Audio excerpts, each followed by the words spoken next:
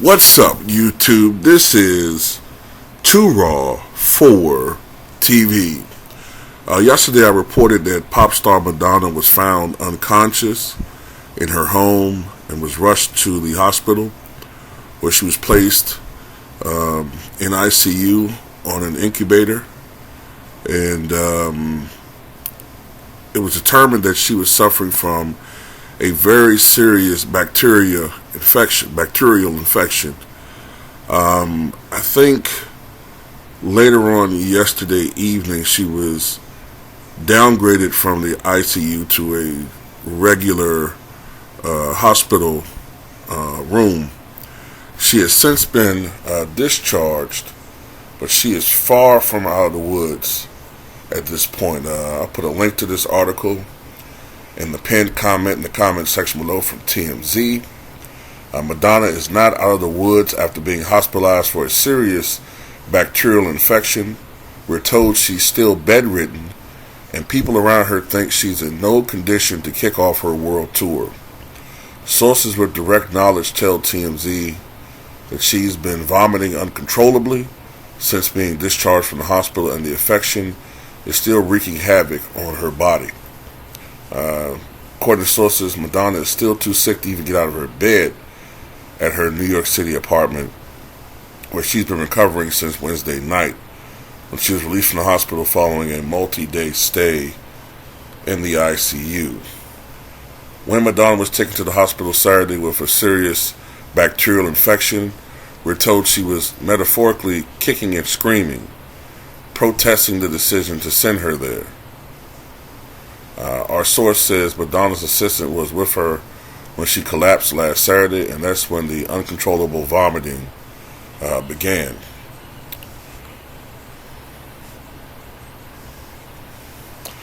As was previously reported, Madonna was dealing with a fever for more than a month leading up to her hospitalization, keeping it a secret from everyone. We're told she was afraid if she sought medical care, it might jeopardize the tour, which she's been working so hard to prepare for and posting behind-the-scenes shots of. The delay made the infection far worse.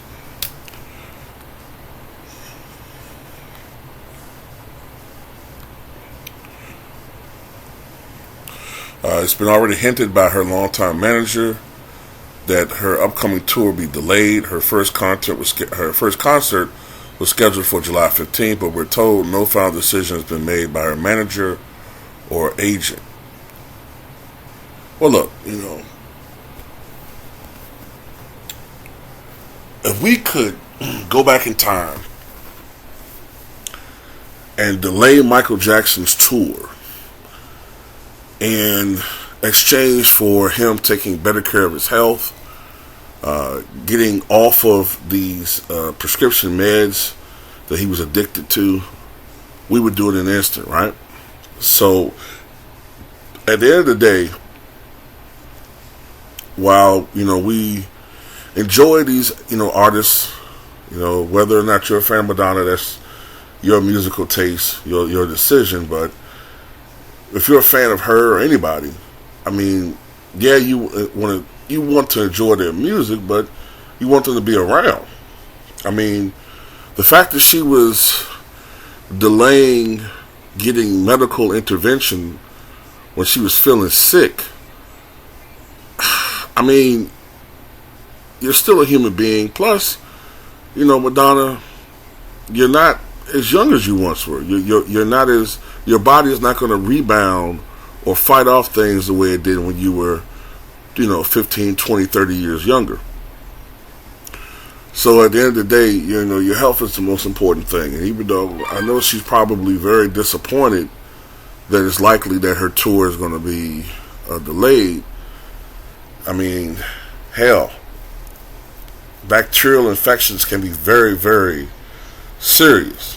I don't think a lot of people who subscribe to me are old enough to remember this, but it was a bacterial infection that took away Jim Henson. Remember Jim Henson? I think the last thing he appeared on was an episode of Arsenio Hall, like a week before he passed, or a week and a half, and he was already feeling ill then. he had the same issue where he was under the weather, feverish. I thought he probably could just get over it. And it went on and on and on. And the infection, which he didn't know that he had, was getting worse and worse and worse, to the point where when he finally went to the hospital, it was raging so aggressively and fast throughout his body that it was essentially too late to save him. So these things can be very, very dangerous. So at the end of the day, you have to wonder too, what is the origin of this fever and infection? Like, what was the origin of this thing? So, I don't know. But anyway, tell me what you guys think.